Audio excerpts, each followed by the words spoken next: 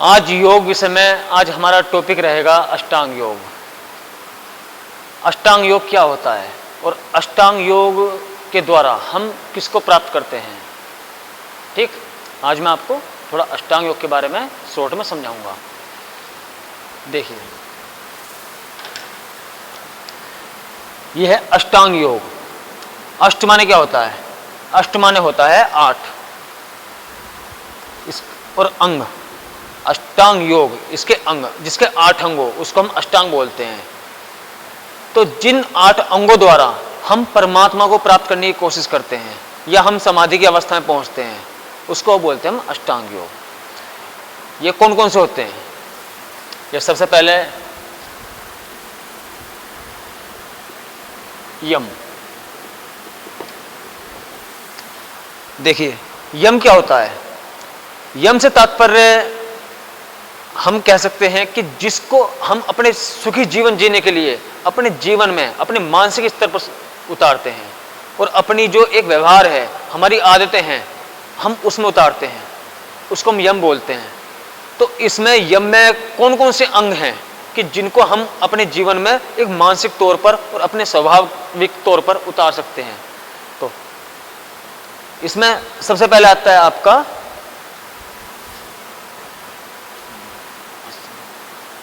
Topic अष्टांग योग।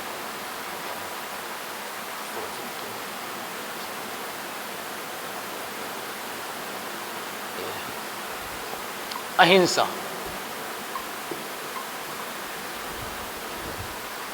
दूसरा सत्य,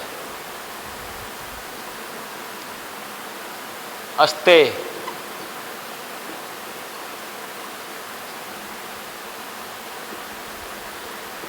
ब्रह्मचर्य और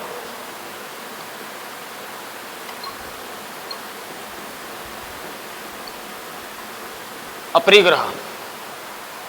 देखिए, जो हमारा सबसे पहला अंग है यम, इसके 5 भेद होते हैं, जिसमें कि सबसे पहले हमारा अहिंसा आता है, दूसरा सत्य, तीसरा अस्तेय, चौथा ब्रह्मचर्य, पांचवा अपरिग्रह। ये 5 भेद होते हैं जिनको हमको अपने जीवन में उतारना होता है। हमको एक योग के मार्ग पर चलते हुए सबसे पहले यम को अपने जीवन में उतारना होता है। अब इसमें सबसे पहला है अहिंसा।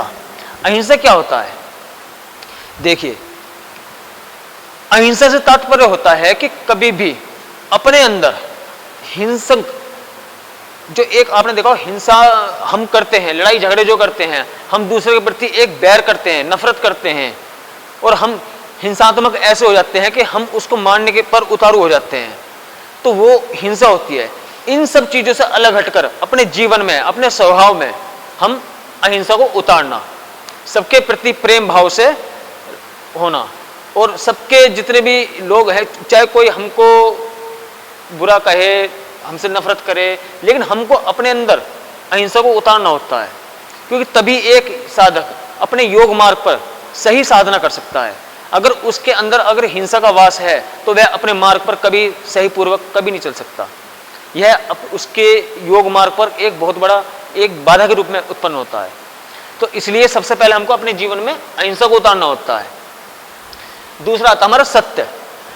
सत्य से तात्पर्य यह है कि जैसा हमने देखा और जैसा हमने सुना उसको ऐसे ही कह देना या अपने विचारों से व्यक्त कर देना, उसको बोलते हैं हम सत्य। अपने आप से या अपने बुद्धि द्वारा, अपने मन द्वारा उसमें कोई परिवर्तन ना करना। जैसा कि आपने कुछ भी देखा या जैसे कि आपने कुछ भी सुना, बिल्कुल जो के तो जैसे आपने सुना, जैसे देखा, ऐसे ही दूसरे से कह देना या अपने जीवन में या अपने मन में रख लेना, इसको बोलते हैं हम सत्य। तीसरा आता अस्तेय। अस्तेय को अगर हम एक सिंपल भाषा में कहें तो अस्तेय से तात्पर्य होता है कि चोरी ना करना, किसी की चोरी ना करना या किसी गैर के किसी माल पर, पैसा हो, कोई संपत्ति हो, धन हो, कुछ भी हो सकता है उसमें, उस पर अपनी नजर ना रखना या उसको ग्रहण ना करना, उसको बोलते हैं अस्तेय। कि उसके बिना परमिशन के या बिना उसकी आज्ञा के आपको वह वस्तु नहीं छूनी चाहिए और ना ही लेनी चाहिए, उसको बोलते हैं हम अस्तेय, कि चोरी ना करना। तीसरा होता है हमारा ब्रह्मचर्य। देखो ब्रह्मचर्य का क्या अर्थ होता है? वैसे तो ब्रह्मचर्य बहुत एक बड़ा एक टॉपिक है, लेकिन मैं आपको इस छोटे शब्दों में कहूं तो ब्रह्मचर्य का अर्थ है ब्रह्म। ब्रह्म माने होता है ज्ञान। ब्रह्म का जो अर्थ होता है वो होता है ज्ञान, और चर्य का मतलब होता है उसका आचरण करना, अपने ज्ञान का आचरण करना। जो ज्ञान आप एक आध्यात्मिक मार्ग पर ले रहे हो, एक योग मार्ग पर ले रहे हो, तो उसका अनुसरण करना, उसका आचरण करना, उसको बोलते हैं ब्रह्मचर्य। तीसरा आता है हमारा अपरिग्रह। अपरिग्रह से तात्पर्य होता है कि अपने से जितनी वस्तु की हमें आवश्यकता है, जितने की हमको जरूरत है, उससे ज्यादा वस्तु का संग्रह ना करना या उसका परिग्रह ना करना, उसको बोलते हैं हम अपरिग्रह। जितनी हमें आवश्यकता है, जितनी वस्तु का हम यूज कर सकते हैं, सिर्फ उतना ही अपने पास रखना। यानी कि अगर आपके एक बाइक की जरूरत है तो आपने 3-3, 4-4 बाइकें खड़ी कर रखी हैं या ले रखी हैं, तो वो एक परिग्रह अधिक हो गया। उसको बोलते हैं कि अपनी मात्रा से ज्यादा परिग्रह करना, और उसको अपने जीवन से अलग हटा देना होता है अपरिग्रह। जितनी हमको आवश्यकता है सिर्फ उतनी ही वस्तु से संतुष्ट होना या उतनी ही इस्तेमाल करना, उतनी ही अपने पास इकट्ठा रखना, उसको बोलते हैं अपरिग्रह। इसका दूसरा अंग आता है नियम।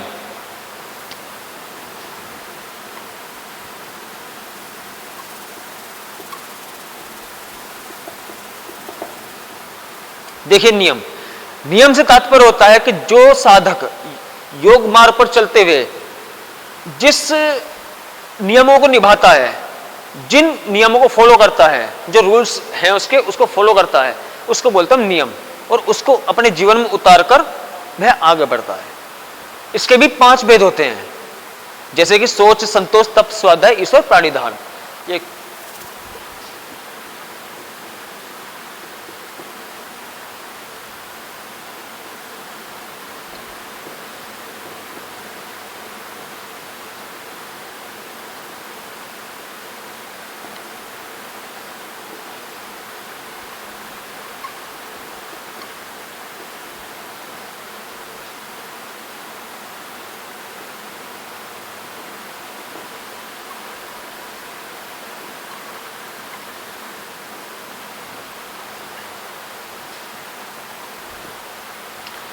ठीक है, सबसे पहले आता है हमारा सोच। सोच का क्या अर्थ होता है? सोच का अर्थ होता है स्वच्छता, सफाई। अपने आंतरिक रूप से और बाह्य रूप से अपने आप को स्वच्छ रखना, और जहां आपका निवास है, जहां आप रहते हो, जहां सारी क्रियाएं करते हैं, वहां का वातावरण, वहां पूरी तरह स्वच्छता का ध्यान रखना। जैसे कि एक साधक अपनी साधना के लिए जो आसन बिछाता है, जहां पर वह साधना करता है, तो सबसे पहले उसको वहां स्वच्छता का बहुत विशेष ध्यान रखना होगा। और एक साधक जब योग मार्ग पर आगे बढ़ता है तो वह अपने शरीर का और अपने मन का मतलब है एक आंतरिक रूप से शुद्धिकरण, और शरीर का एक बाह्य और आंतरिक रूप से शुद्धिकरण, तो उसको स्वच्छ रखना, तभी वह अपने मार्ग पर सही पूर्वक चल सकता है। तो सोच का मतलब है स्वच्छता।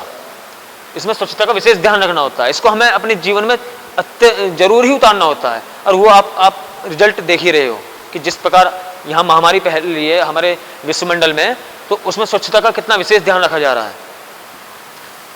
दूसरा होता है हमारा संतोष। संतोष से क्या तात्पर्य होता है?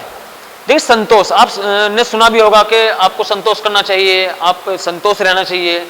तो संतोष का तात्पर्य होता है कि जो हमारे कर्मों द्वारा हमको जितना मिला हुआ है उसमें संतुष्ट रहना, उसमें संतोष करना।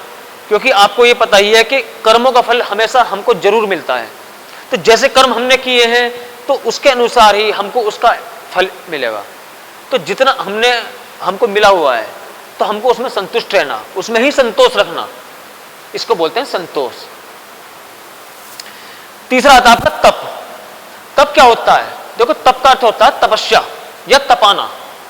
जैसे कि आपने सुना होगा कि जो हमारे ऋषि मुनि महाराज जो हुआ करते थे, वे अपने आप को तपस्या करते थे, ईश्वर को, इष्ट देव को प्रकट करते थे, उनको खुश करते थे, उनको प्रसन्न करते थे, वे तपस्या द्वारा। तो अपने आप को तपाना, जैसे कि एक योग साधक जब परमात्मा को प्राप्त करने के लिए योग मार्ग पर आगे बढ़ता है, अपनी साधना करता है, तो वह अपने आप को तपाता है, आंतरिक रूप से भी और बाह्य रूप से भी। आंतरिक रूप से कैसे? कि जैसे वह मेडिटेशन करता है, आंखें बंद कर ध्यान करता है, तो उसका स्टार्टिंग जब करता है, वह अभ्यास करता है, तो स्टार्टिंग में उसको दिक्कतें होती हैं, लेकिन वह अपने आप को लगातार इस रास्ते पर प्रयत्नशील करता रहता है। तो इसका मतलब क्या हुआ, उसने अपने आप को तपाया, और जैसे कि अपने उसने शरीर को तपाया, ध्यान की अवस्था में बैठता है, आसन करता है, प्राणायाम करता है, बंद लगाता है, मुद्राएं करता है, सटकर्म करता है, जो भी क्रियाएं करता है वह अपने आप को तपाता है, तो तपस्या करता है। तो किसी भी उद्देश्य के प्रति अपने आप को तपाना, उसके प्रति तपस्या करना, उसको बोलते हैं तप। डी आता हमारा अगला स्वाध्याय। स्वाध्याय से क्या तात्पर्य है? स्वाध्याय का मतलब होता है कि स्वयं का अध्ययन करना। स्वयं का अध्ययन मतलब कि जैसे कि आप एक योग साधक जब अपनी साधना करता है तो विभिन्न जो उसके ग्रंथ होते हैं, जो उसकी संस्कृति के ग्रंथ होते हैं, जो योग ग्रंथ होते हैं, वेद शास्त्र होते हैं, भगवत गीता, वेद शास्त्र, टीकाएं हैं, उपनिषद हैं, बहुत चीजें हैं, बहुत ग्रंथ हैं, तो उनका अनुसरण करना, उनका सीधा अध्ययन करना और उसको अपने जीवन में उतारना, उसको बोलते हैं स्वाध्याय, स्वयं का अध्ययन करना। लास्ट आता हमारा ईश्वर प्राणिधान। ईश्वर प्राणिधान से क्या तात्पर्य है?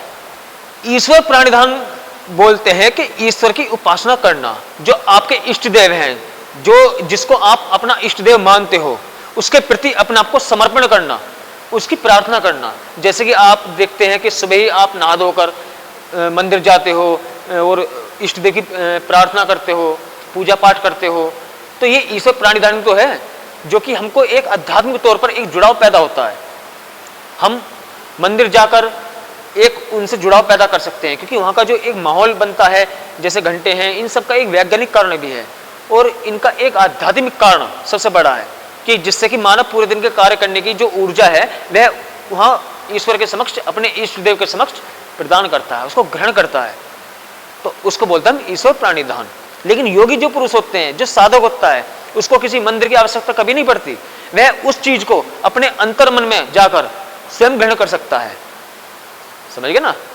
तो वह ध्यान की अवस्था में जाकर या योग मार्ग पर विभिन्न तरीके बताए हुए हैं ईश्वर से जुड़ने के, वह उन मार्गों द्वारा, उन तरीकों द्वारा अपने आप को ईश्वर के समक्ष पेश कर सकता है या उसके समक्ष अपने आप को रख सकता है, समर्पण कर सकता है, उसको बोलते हैं ईश्वर प्राणिधान।